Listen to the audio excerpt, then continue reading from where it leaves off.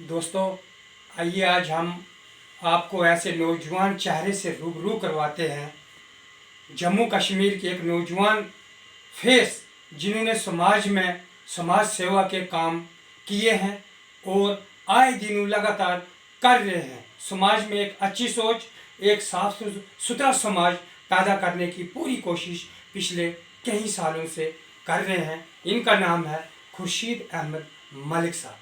आइए इनसे रूबरू करवाते हैं। अहमद मलिक साहब, सर आदाब। सर आदाब जी, आदाब, शुक्रिया, थैंक यू जी। सर आप एक सामाजिक कार्यकर्ता बहुत अच्छे रहे हैं जी। और मैं पिछले कई सालों से वॉच कर रहा हूँ सर आपके कामों को। आपने गरीब, बेसहारा, हेल्थ एजुकेशन के ऊपर जो काम किया है वो बहुत सराहनीय कार्य है। और अब आगे आप किस तरीके से इन कामों को बढ़ाना चाहते हैं? सर पहले आपका शुक्रिया, आपके चैनल का, मुझे बुलाया, मुझे मौका दिया अपनी बात रखने के लिए, इसका मैं आपका बहुत बहुत शुक्रिया धन्यवाद कहता हूँ। सर मैं ये कहना चाहता हूँ कि हम एजुकेशन में ही काम करें, इसी को बढ़ावा दें, यही हमारा मकसद है। देखिए, आपने देखा होगा कि कुछ लोग स्कूल में ड्रॉप आउट हो जाते हैं क्योंकि उनकी फाइनेंशियल कोई प्रॉब्लम होती है या कोई और चीज़ होती है। तो हम चाहेंगे कि उनको फाइनेंशियल सपोर्ट हो, हम पूरी कोशिश करेंगे उन लोगों तक पहुंचने की। और आप देखेंगे कि हेल्थ सेक्टर में देखिए कुछ लोग जो हैं बीमार होते हैं या उनके पास दवाइयाँ नहीं हैं या कोई ये पता नहीं कि हमने किस डॉक्टर के पास जाना है, कहाँ जाना है, उसमें भी हम कोशिश करेंगे, वो भी हम। और आप देखें कि स्किल डेवलपमेंट के गवर्नमेंट ने बहुत सारे प्रोग्राम निकाले हैं, लेकिन लोगों को अवेयरनेस नहीं है कि कहाँ हमने जाना है, किस सेंटर में जाना है, कौन सा कोर्स करना है, क्या चाहिए, किस तरह का क्या हो। हम उसमें भी चाहेंगे कि उसमें भी अवेयरनेस का कोशिश काम करें और यही हमारा संदेश है, यही हम आगे भी फ्यूचर में करना चाहते हैं। देखिए सर, जिस रास्ते पे आप चल रहे हैं ये बहुत ही अच्छा काम है और समाज में आपके जैसे लोग बहुत कम हैं आज के समय में, क्योंकि हमारे मुल्क का सियासी माहौल कहीं ना कहीं बिगड़ा हुआ है। उस माहौल को सुधारने के लिए हमारे मलिक साहब जैसे लोग जो इस समाज में अच्छे काम कर रहे हैं, बिना किसी लालच के, बिना किसी अपने मसले के लिए, ये सिर्फ लोगों के मसले हल करने और लोगों की मुश्किलातों को दूर करने और उन मुश्किलातों को सरकार तक पहुंचाने के लिए अपना पूरा योगदान आज के समय में दे रहा है। तो कहीं आगे आपके पीछे, क्योंकि सियासी माहौल हमारे मुल्क का बिगड़ा हुआ है, अगर कई ऐसी मुसीबतें आपके ऊपर आती हैं, कहीं आपको मुश्किलातों का सामना तो करना ही पड़ेगा। तो इन हालात में आप कैसे अपने लिए अच्छे काम लगातार आगे बढ़ाते जाओगे? सर ये तो आपकी, लेकिन मैं यही कहूँगा कि हम अच्छा काम कर रहे हैं और अपने देश के लिए अच्छा कर रहे हैं, लोगों के लिए अच्छा कर रहे हैं और अच्छा करते रहेंगे और फ्यूचर में भी करते रहेंगे। आपने देखा कि मतलब वही मैं कह रहा हूँ कि फिर भी ये आपसे कि दूर दराज इलाकों में देखिए आप तालीम की क्या हालत है। आप देखिए दूर दराज इलाकों में जो है एजुकेशन के स्कूलों का क्या हाल है। स्कूल के कहीं छत नहीं है, कहीं पे बच्चे आज के ज़माने में भी टाट पे बैठते हैं, उनके पास डेस्क नहीं है, उनके पास कंप्यूटर्स नहीं है, उनके पास बहुत सारी फैसिलिटीज़ नहीं है। तो हम कहीं ना कहीं ये सरकार तक ये मैसेज पहुंचाना चाहते हैं कि इन चीज़ों को देखना चाहिए। और मैं सब और एक चीज़ आपको कहना चाहूँ कि मैं गवर्नर साहब की इस बात की तारीफ़ करना चाहता हूँ कि मैं उनको देखता हूँ, ऑब्जर्व करता हूँ कि वो काफ़ी मतलब इस चीज़ को देखते हैं। वो ग्राउंड पे जा रहे हैं, आजकल आम इंसान से मिल रहे हैं, ये पहली बार हो रहा है। इसका मैं उनको मतलब काफ़ी धन्यवाद देता हूँ, उनको काफ़ी उनका भी शुक्रिया अदा करता हूँ कि वो काफ़ी रूरल एरिया में जाके लोगों से मिलते हैं, लोगों की सुनते हैं और ऐसा काम करते हैं। तो मैं समझता हूँ कि ये बहुत अच्छा कदम है और आने वाले फ्यूचर के लिए, आने वाले हमारे जम्मू कश्मीर के लिए ये खुशाइन बात है और हम खुशकिस्मत है कि हम ऐसे लीडर मिले हैं। तो ये बहुत अच्छी बात है। इंफॉर्मेशन टेक्नोलॉजी का आजकल दौर चल रहा है। जी जी जी। डिजिटल इंडिया, जी। हमारे देश के प्रधानमंत्री ने कहा कि डिजिटल इंडिया हमको बनाना है। डिजिटल इंडिया पे आपका क्या कहना सर? 30% इंजीनियर जो वर्ल्ड में इस वक्त काम कर रहे हैं आईटी सेक्टर में बहुत आगे हैं और इसमें और काम करने की ज़रूरत है। और डिजिटल इंडिया बहुत बड़ा कंसेप्ट है, बहुत अच्छा इनिशिएटिव है। इसकी मतलब इसमें बहुत सारे जॉब अपॉर्चुनिटीज़ हैं और ये बहुत ही अच्छा काम है, बड़ा।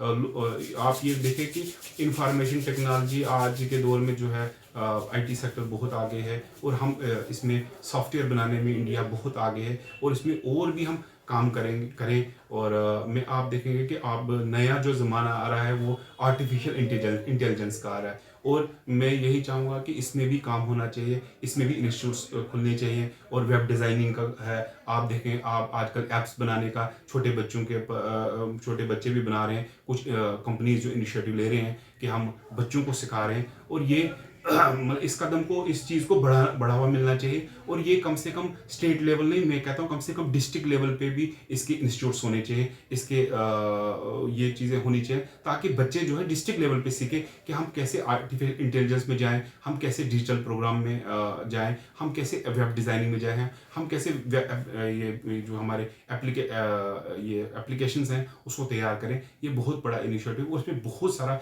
इंडिया बच्चों का, युवाओं का योगदान हो सकता है, और ये बहुत अच्छा इनिशिएटिव है, बहुत अच्छा कदम है। इसका हम प्रधानमंत्री नरेंद्र मोदी जी को धन्यवाद देते हैं, उनका शुक्रिया अदा करना चाहते हैं। अगर हम मलिक साहब डेवलपमेंट की बात करें तो आज हमारा मुल्क तमीर और तरक्की में किस राह पे खड़ा है? देखिए, मैं ये देखना चाहता हूँ कि हम भारत को दुनिया के उस पस मंज़र में देखता हूँ कि वी आर दुनिया की 5वीं इकानमी है हम लोग। और हम इस वक्त देखेंगे आपके, हम पहले डिफेंस में इतना नहीं करते थे, बनाते थे डिफेंस, लेकिन आज के दौर में हम डिफेंस में भी आगे हैं। आज आप देखेंगे कि हम इंफॉर्मेशन टेक्नोलॉजी में हम नंबर 1 पे हैं वर्ल्ड में, आईटी सेक्टर में हम हैं, और हम ट्रेड में भी आगे जा रहे हैं। और जो हमारे आदरणीय नरेंद्र मोदी जी ने जो आत्मनिर्भर भारत का नारा दिया है, तो ये बहुत बड़ा इनिशिएटिव है। ये हमें खुद पे अपने पाँव पे उठने का एक प्रोग्राम है, और देश जो है बहुत अच्छे से तरक्की कर रहा है। और आप देखेंगे हमारे इंडिया में जो है हम लोग कम से कम 65% यहाँ युवा हैं देश की पॉपुलेशन में, और ये बहुत बड़े मौके हमारे लिए हैं, और बहुत अच्छा काम हो रहा है। आप देख रहे हैं कि हमारे रोड्स की जो हाईवेज है कितने फास्ट हम बना रहे हैं। आप देख रहे हैं कि एयरपोर्ट्स कितने, आप देखेंगे, आप अगर किसी सिटी में जाएंगे, 4 साल पहले गए होंगे बड़ी किसी मेट्रो सिटी में, आपने वहाँ का एयरपोर्ट देखा हो, आज आप जाइए तो एयरपोर्ट का जो स्ट्रक्चर है वो डिफरेंट है, वो बढ़ता है, मतलब बहुत ही अच्छा खूबसूरत बनते जा रहे हैं। और हम देख रहे हैं कि हम अच्छा काम कर रहे हैं, और हम आने वाले दिनों में जो हम 5th ट्रिलियन इकानमी का हमने ड्रीम देखा है, हम ज़रूर उसको पूरा करेंगे। और हम सबका योगदान होना चाहिए, हर एक हिंदुस्तानी का योगदान होना चाहिए। यही मेरी विशेष है, और यही मैं सबसे अपील करता हूँ कि अपना अपना योगदान दें। सर, एक और सवाल मैं आपसे करना चाहता हूँ कि आप एक युवा चाह रहे हैं और एक सामाजिक कार्यकर्ता। मैं कहूँगा दर्शकों को कि मेरी इस उम्र में मैंने पहली बार एक ऐसा नौजवान से रूबरू हुआ हूँ कि जिसने समाज में समाज सेवा के बहुत सारे काम ऐसे किए हैं जो मैंने कभी नहीं देखे। सुना है, मैंने खबरों में भी सुना, अखबारों में भी पढ़ा, लेकिन ये खबरों और अखबारों में बहुत कम छपे हैं। ज़मीनी सतह पे ये समाज सेवा के सच्चे काम अंजाम दे रहे हैं। तो मलिक साहब, मेरा एक और आपसे सवाल है, क्योंकि आजकल एजुकेशन तो चल ही रही है, बहुत सारे कैंडिडेट्स ग्रेजुएशन, इंजीनियर्स, डॉक्टर्स डिग्रियां करके आते हैं। रोज़गार के ऊपर आप सरकार को कोई मैसेज देना चाहते हैं कि हमारे नौजवानों को रोज़गार का कैसा सिस्टम हो? कोई भी ऐसी यूनिवर्सिटी नहीं है जहाँ पर हमारे यहाँ के भारतीय स्टूडेंट्स नहीं है। आप देखेंगे कोई ऐसा कॉलेज नहीं है, कोई ऐसी टेक्नोलॉजी नहीं है जिसमें हम काम नहीं कर रहे हैं। और हमें और भी करने की कोशिश करनी चाहिए। और मैं सरकार से यही कहूँगा, सरकार से अपील करता हूँ कि हमारे एजुकेशन सेक्टर में यहाँ पे यूनिवर्सिटीज़ की बहुत ज़रूरत है। आपने देखा होगा कि यहाँ पे 2 ही यूनिवर्सिटियाँ पहले थी, जम्मू यूनिवर्सिटी और कश्मीर यूनिवर्सिटी। उसके बाद यहाँ पे और 2 यूनिवर्सिटी बनी, जैसे माता वैष्णो देवी यूनिवर्सिटी है, गुलाम बादशाह यूनिवर्सिटी है, और इस्लामिक यूनिवर्सिटी कश्मीर बनी। तो मैं चाहूँगा कि और यूनिवर्सिटी बननी चाहिए, प्राइवेट सेक्टर को आना चाहिए इसमें। हमारे देश के जो बिजनेसमैन हैं, देश के जो एजुकेशनिस्ट हैं, उनको यहाँ पे आना चाहिए। वो यहाँ पे इंडस्ट्रीज़ खोलें, वो यहाँ पे एजुकेशन सेक्टर खोलें, यहाँ पे यूनिवर्सिटीज़ खोलें, यहाँ पे आईटी सेक्टर के पार्क खोलें, और इससे एम्प्लॉयमेंट मिलेगी, इससे हमें रोज़गार मिलेगा, इस पर हमें सबको मौका मिलेगा आगे बढ़ने का। और सरकार को इसमें इनिशिएटिव लेना चाहिए, और इसमें एजुकेशन का एक बहुत बड़ा मेला होना चाहिए। यूनिवर्सिटीज़ ओपन, जैसे आपने देखा होगा कि आप छोटी स्टेट है कर्नाटका देखिए, आप महाराष्ट्र देखिए, जहाँ पे कम से कम 100-200 यूनिवर्सिटीज़ हैं, वर्क कर रही हैं। आप देखें हमारे पास यहाँ पे 2-4 यूनिवर्सिटीज़ हैं, लेकिन मैं चाहूँगा कि हर जगह यूनिवर्सिटी, जैसे हमारे आप देखेंगे चिनाब वैली में एक चिनाब वैली यूनिवर्सिटी का क़याम होना चाहिए, पीर पंचाल यूनिवर्सिटी का क़याम होना चाहिए, जम्मू में और यूनिवर्सिटीज़ का होना चाहिए। तो उससे क्या है कि स्किल बढ़ेगी, एजुकेशन बढ़ेगी और हमें ज़्यादा से ज़्यादा रोज़गार मिलने का मौका मिलेगा। तो यही मैं अपील करता हूँ अपनी सरकार से कि वो इस सेक्टर पे खास कर ध्यान दे, जो यहाँ पे हमें काफ़ी अंदर से एक मतलब सब लोगों की एक वो ज़ील है कि हम एजुकेशन हासिल करें। ये नौजवानों की आज के युवा में बहुत बड़ी कोशिश है कि वो एजुकेशन हासिल करना चाहते हैं, लेकिन उनको काफ़ी दूर दराज इलाकों से आकर एजुकेशन हासिल करनी पड़ती है। अगर उनको डोर स्टेप पे हम अच्छी एजुकेशन, अच्छी तालीम दें तो ये बहुत बड़ी बात होगी और आने वाले दिनों में हम पूरी इंडिया का नाम रोशन करेंगे। दुनिया के डिफरेंट कंट्रीज़ में जाके हम जॉब पा सकते हैं, काम कर सकते हैं, तो इससे हमें एम्प्लॉयमेंट कम हो सकती है। धन्यवाद सर। लास्ट पर मैं आपसे एक सवाल पूछूंगा सर। मुझे बहुत आपकी नेचर अच्छी लगी और मैं दुआ करता हूँ उस खुदा से, भगवान से, शुक्रिया जनाब। कि इस मुल्क में ही नहीं इस दुनिया में आपके जैसे नौजवान माँ बाप उनको शिक्षा दे कि आपकी तरह वो भी समाज में अच्छे काम करने शुरू करें। मेरा लास्ट में एक सवाल है सर, आप इस्लाम हमें क्या मैसेज देता है और आप क्या मैसेज इस्लाम के प्रति पूरी दुनिया को देना चाहते हैं? इस्लाम एक मज़हब है पीस का, अमन का, भाईचारे का, आपसी मिल्लत का और सबों को मिलजुल कर रहने का सबक देती है। आपने देखा, आपको मैं एग्जांपल देता हूँ कि हमारे एक हज़रत अली करमुल्लाह वजूद जो थे, एक दुश्मन से जब लड़ रहे थे मैदान जंग में, तो उस दुश्मन को उन्होंने गिराया मैदान में, तो उसके यहाँ पे खंजर रखा जब, तो उस दुश्मन ने उनके ऊपर थूका। जब थूका तो उन्होंने उस दुश्मन को छोड़ दिया। तो दुश्मन को उसने पूछा कि दुश्मन ने उसको हज़रत अली करमुल्लाह वजू को पूछा कि आपने मुझे क्यों छोड़ा, क्योंकि मैंने आपके ऊपर मुंह के ऊपर थूक मारा। उन्होंने कहा पहली मेरी आपकी लड़ाई जो है उस रब की थी, अब आपने मुझे थूका, ये पर्सनल लड़ाई होगी, अब मैं आपको छोड़ रहा हूँ। ये इस्लाम हमें नहीं सिखाता कि पर्सनल लड़ाई हम करें।